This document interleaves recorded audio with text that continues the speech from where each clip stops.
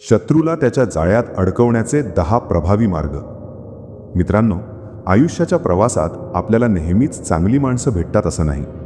काही लोक मुद्दाम त्रास देतात, आपल्याबद्दल चुकीचं बोलतात किंवा आपल्याला खाली खेचण्याचा प्रयत्न करतात. अशा लोकांना आपण साध्या भाषेत शत्रू म्हणतो.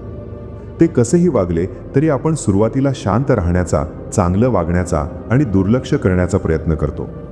पण काही लोक वारंवार त्याच चुका करत राहतात आणि आपल्याला मानसिक त्रास देत राहतात. अशावेळी मनात येतं की त्यांना त्यांच्या भाषेत उत्तर द्यावं.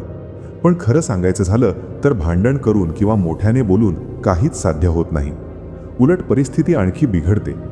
समजूतदार लोक वेगळा मार्ग निवडतात. ते थेट वाद घालत नाहीत, पण समोरच्याला त्याच्याच वागण्यामुळे अडचणीत येऊ देतात.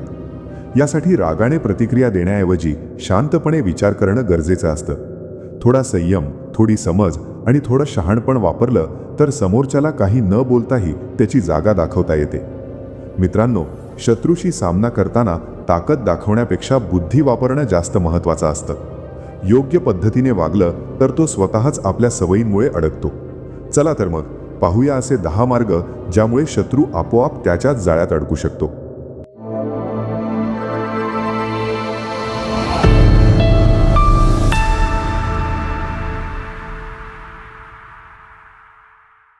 एक, त्याला त्याच्या अहंकारातच अडकू द्या. अहंकार ही अशी गोष्ट आहे जी माणसाला हळूहळू खाली आणते. ज्याला स्वतःचा खूप अभिमान असतो तो दुसऱ्यांचा अनेकदा अपमान करतो. त्याला वाटतं की तोच सर्वात मोठा आहे. पण हा अहंकारच त्याची सर्वात मोठी कमजोरी असते. कारण अहंकारी माणूस दुसऱ्याचं ऐकत नाही. तो स्वतःच निर्णय घेतो आणि अनेकदा चुकीचे निर्णय घेतो. आपण त्याला विरोध केला तर तो अजून हट्टीपणा करतो. म्हणून अशावेळी आपण शांत राहायचं आणि त्याला त्याच्या पद्धतीने वागू द्यायचं. त्याचं चुकीचं वागणं एक दिवस त्याला खड्ड्यात पाडल्याशिवाय राहत नाही. तो त्याच्या कर्माने बुडणारच आहे. तुम्ही मात्र त्याच्या चुकीच्या वागण्याने स्वतःला त्रास करून घेऊ नका.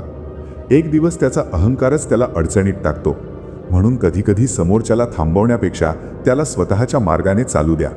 जेव्हा माणूस अहंकारात निर्णय घेतो तेव्हा तो विचार करत नाही आणि तेव्हाच तो स्वतःच आपल्या जाळ्यात अडकतो. 2, समोरच्याच्या कमकुवत बाजू ओळखा. प्रत्येक व्यक्तीत काही ना काही मर्यादा किंवा सवयी असतात ज्या त्याला कमजोर बनवतात.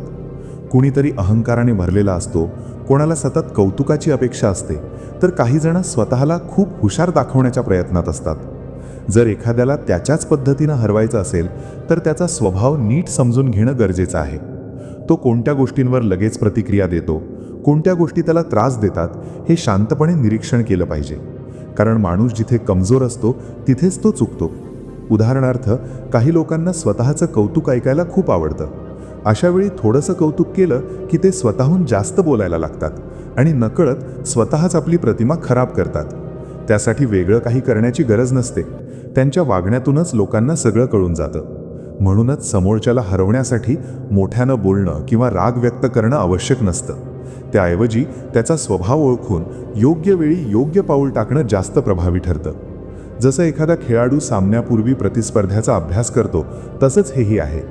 जेव्हा आपण एखाद्याच्या सवयी आणि विचारपद्धती समजून घेतो तेव्हा त्याची पुढची चाल ओळखणं सोपं होतं आणि याच ठिकाणी तो स्वतःच्या सवयींमुळे अडचणीत येतो. 3, लगेच प्रतिक्रिया देऊ नका. काही लोक मुद्दाम आपल्याला चिडवतात. त्यांना माहीत असतं की आपण लगेच रागावणार आणि काहीतरी चुकीचं बोलणार. मग ही लोक आपल्या त्या प्रतिक्रियेचा वापर करून आपल्याला चुकीचं दाखवतात. म्हणून शत्रूला त्याच्याच जाळ्यात अडकवायचं असेल तर स्वतःला एक सवय लावावी लागते. ती म्हणजे लगेच प्रतिक्रिया न देण्याची. जर कोणी आपल्याला टोचून बोलत असेल किंवा मुद्दाम त्रास देण्याचा प्रयत्न करत असेल, अशावेळी लगेच उत्तर दिलं तर त्यालाच जास्त फायदा होतो.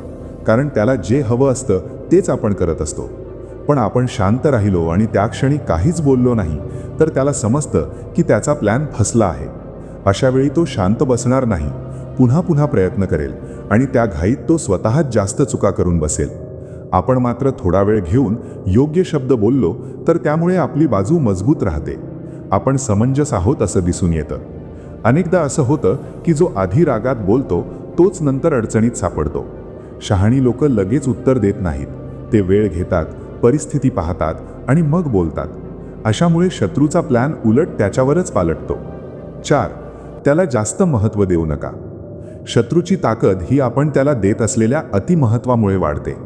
आपण त्याच्या प्रत्येक बोलण्याला, प्रत्येक वागण्याला खूप महत्त्व दिलं की त्याला वाटतं की त्याचा आपल्यावर खूप प्रभाव आहे.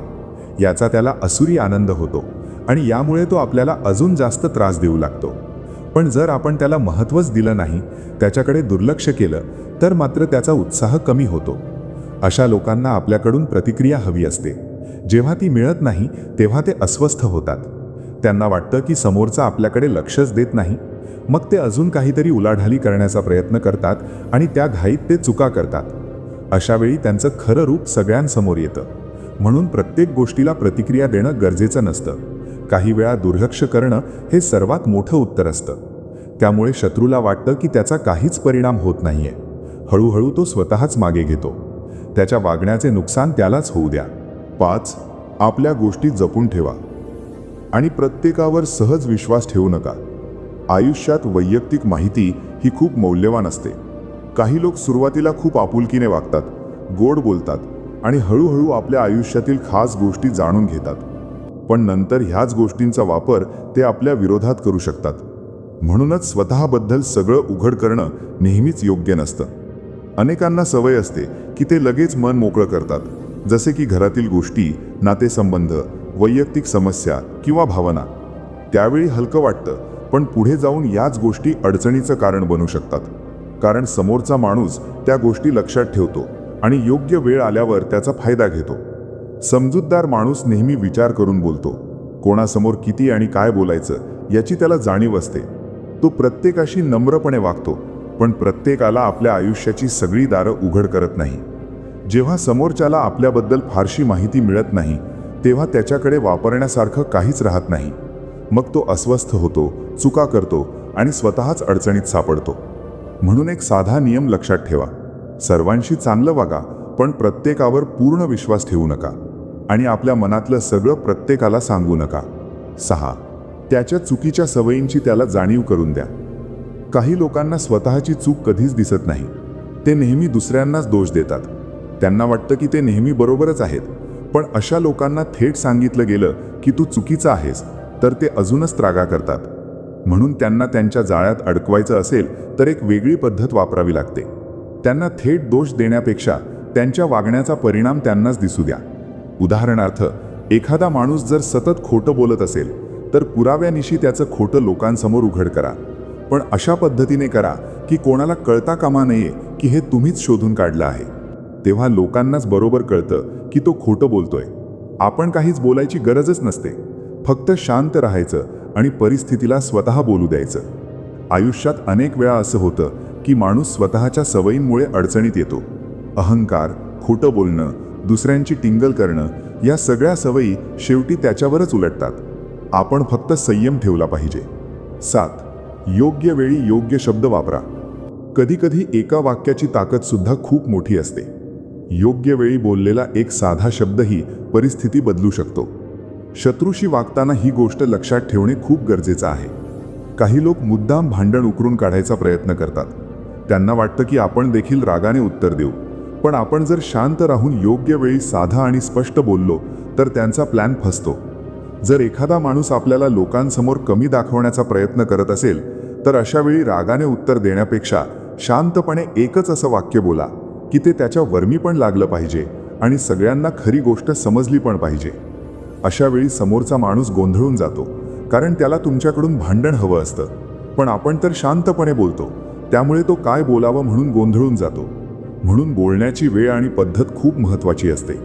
जो माणूस विचार करून बोलतो तो कधीच अडचणीत येत नाही. उलट समोरचाच माणूस चुकीचं बोलून अडकतो. 8. आपल्या कामावर लक्ष ठेवा. इतर ठिकाणी दुर्लक्ष करा. काही लोकांचा स्वभाव असतो स्वतःचं ठेवावं झाकून आणि दुसऱ्याचं पाहावं वाकून. ते दुसऱ्यांवर लक्ष ठेवतात. कोण काय करतो, कोण कुठे जातो, कोणाला काय मिळालं यावरच त्यांचं लक्ष असतं. पण समंजस माणूस मात्र वेगळा असतो. तो इतरांपेक्षा आपल्या कामावर लक्ष देतो, कारण त्याला माहीत असतं की आपलं यशच अशा लोकांना सर्वात मोठं उत्तर असतं. शत्रूला त्रास देण्यापेक्षा आपण स्वतः पुढे जात राहिलो तर त्याला त्याचा जास्त त्रास होतो.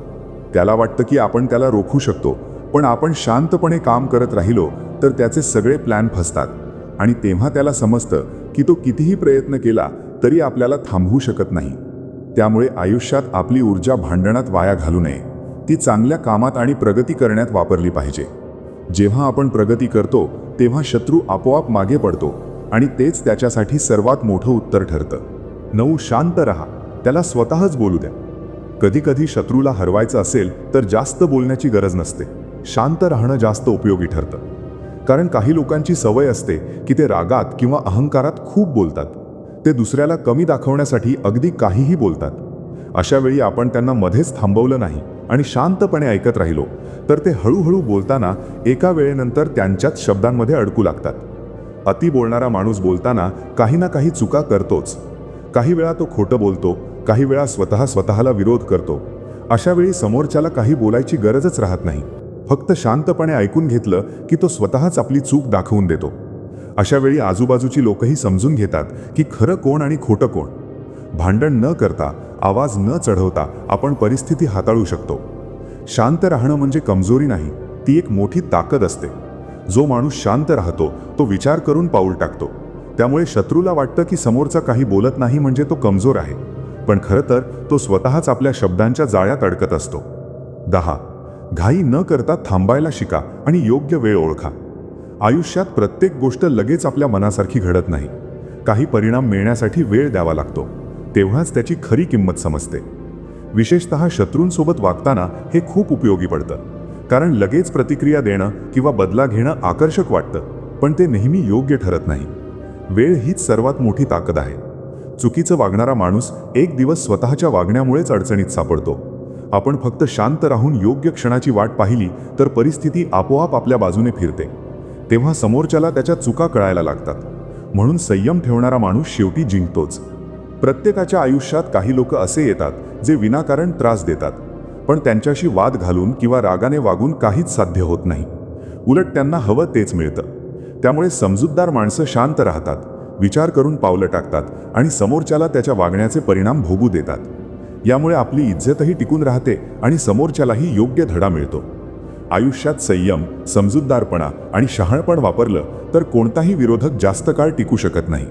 शेवटी जिंकते ती सत्य आणि शांततेची बाजू. म्हणूनच खरी ताकद रागात नाही तर हुशारीने वागण्यात असते. व्हिडिओ तुम्हाला आवडला असेल तर लाईक करा, सबस्क्राईब करा आणि कमेंट करायला विसरू नका. भेटूया अशाच प्रेरणादायी व्हिडिओसह. तोपर्यंत धन्यवाद.